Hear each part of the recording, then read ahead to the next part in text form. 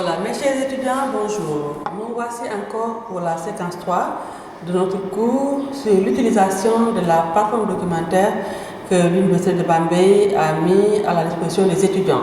Donc, c'est une partie extrêmement pratique où je vous montrerai d'abord comment accéder à Cyberlibris Scholarvox, qui est la première bibliothèque numérique francophone. Ensuite, nous allons voir sur notre adresse opaque de l'UADB comment vous cherchez des ouvrages, comment vous allez réserver un ouvrage en ligne et comment vous cherchez un livre et puis respecter l'ensemble des étapes de la recherche documentaire que je vous ai montré. Et voilà, on va le faire tout à l'heure.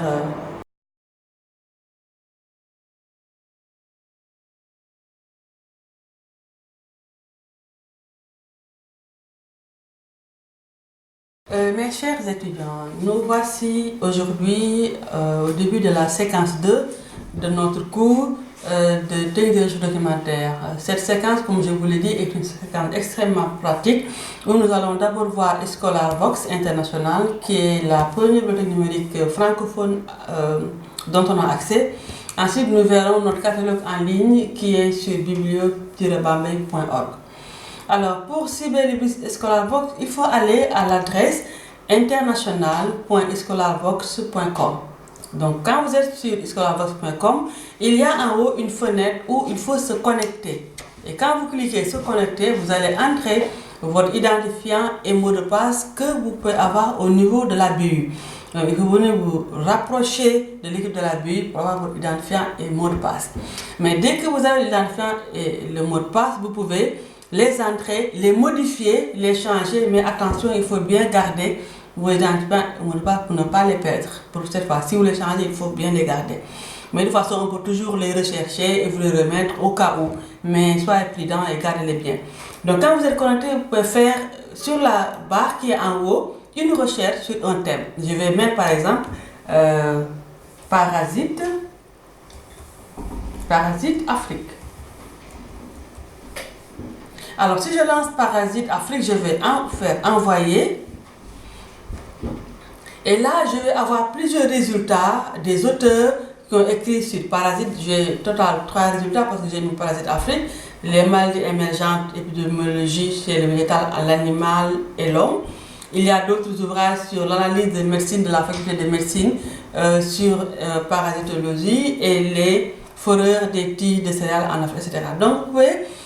Si vous trouvez un livre qui vous intéresse, par exemple l'ouvrage le premier sur les maladies émergentes, je peux cliquer sur l'ouvrage, le lire, je peux voir la table des matières, je peux également imprimer les documents, mais pas tout le livre. Il y a 10 pages qui ont été données pour l'impression, mais vous allez voir, si vous cliquez, vous mettez imprimer, vous allez automatiquement voir qu'est-ce que vous pouvez imprimer pour l'ouvrage, mais vous avez le droit à imprimer plusieurs pages dans plusieurs autres ouvrages au niveau de Scholarvox International. Donc c'est un site extrêmement important où vous pouvez avoir accès avec une connexion internet à des ouvrages publiés entièrement, les lire, les imprimer, etc. Donc je vous invite à vous connecter sur Cyberlibris. Il y a également des vidéos tutoriels. Que je vous mettrai en ligne sur comment changer votre mot de passe, comment créer une étagère, parce que vous pouvez faire des recherches et mettre tous les livres dont vous avez besoin sur l'étagère.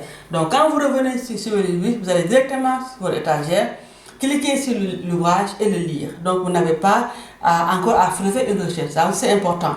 Vous pouvez également faire dans Cyberlibris des groupes d'intérêt. Vous êtes 10 étudiants, vous vous intéressez à la médecine, vous vous intéressez à autre chose, vous allez faire un groupe et vous partagez des liens sur l'internet.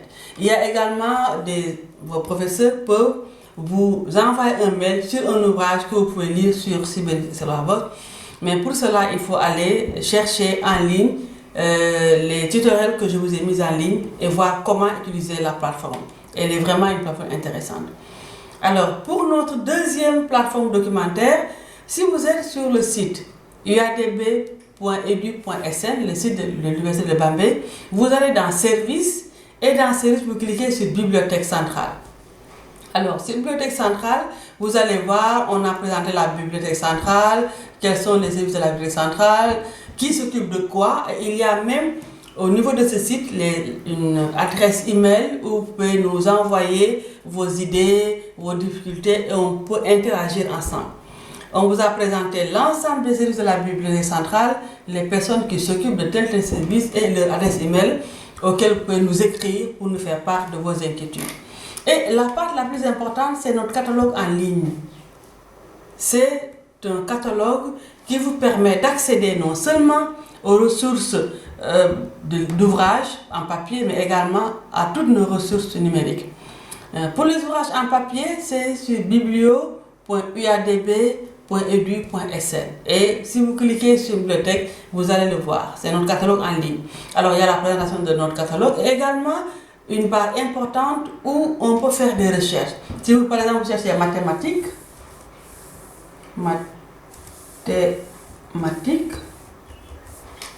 alors on fait rechercher. Alors, vous allez trouver, il y a 77 titres qui parlent exclusivement de mathématiques. Vous allez pouvoir, il y a des sites qui sont là, statistiques et probabilités. Si vous cliquez sur le plus qui est sur l'écran, vous allez voir, l'ouvrage est présenté, l'auteur c'est Jean-Pierre Lecoudre, l'année d'édition c'est 2012, c'est très récent, le format c'est pas très grand, l'ISBN c'est en français, mathématiques, et ce qui est intéressant c'est d'avoir ici l'ensemble des lieux où se trouve l'ouvrage, à Bambey, à Ngoundiane, etc., à la Bibliothèque centrale de Bambey, et vous pouvez regardez, à côté ici, il y a SAS exclu du prêt et tous ces livres qui sont disponibles. Si vous êtes connecté avec votre mot de passe, vous pouvez réserver l'ouvrage et revenir à la BU, demander à nos bibliothécaires de vous remettre l'ouvrage que vous avez réservé. Donc, vous pouvez réserver l'ouvrage en ligne et puis venir le chercher au niveau de la BU. Là, c'est réserver le document, mais il faut vous connecter avec votre mot de passe pour pouvoir réserver ce document. Il y a aussi là où ça me demande d'identifier un mot de passe, si je l'ai, je le mets, et là le document est réservé pour moi et on peut revenir chercher l'ouvrage en bibliothèque centrale. Il y a également une autre partie, donc toutes vos recherches que vous allez faire, vous allez trouver les livres, réserver les documents, etc. Ça, c'est comme ça. Il y a également là, les infos pratiques, c'est les heures d'ouverture, et là, il y a l'autre onglet, c'est les archives et l'ensemble des ressources numériques que nous avons. Il y a les plateformes numériques et nous avons les archives également que vous pouvez voir. Et dans ce registre numérique, il y a encore sur Scalavox, il y a ID9, il y a OARE, il y a INARI, il y a toutes les bases, il y a les bases de Sciences Directes auxquelles nous sommes abonnés avec le ministère de l'Enseignement supérieur et de la Recherche. Ce sont des bases extrêmement importantes avec des milliers de documents, ressources numériques auxquelles vous pouvez accéder, vous pouvez les lire, vous pouvez les enregistrer sur votre machine, vous pouvez les télécharger. Je vous invite vivement à venir voir au niveau des ressources documentaires numériques ce que nous avons et également au niveau des archives ouvertes. Voilà mes chers étudiants, donc voilà les archives ouvertes. Il y a Archives, il y a DOAB, il y a DOA, il y a EspaceNet, il y a ID9, InfoSciences, il y a énormément de ressources numériques auxquelles vous pouvez accéder, lire et faire vos recherches documentaires. Voilà mes chers étudiants, ce que je voulais brièvement vous montrer pour ce cours. Et j'espère que je vous enverrai tout à l'heure vos devoirs à faire et puis l'examen.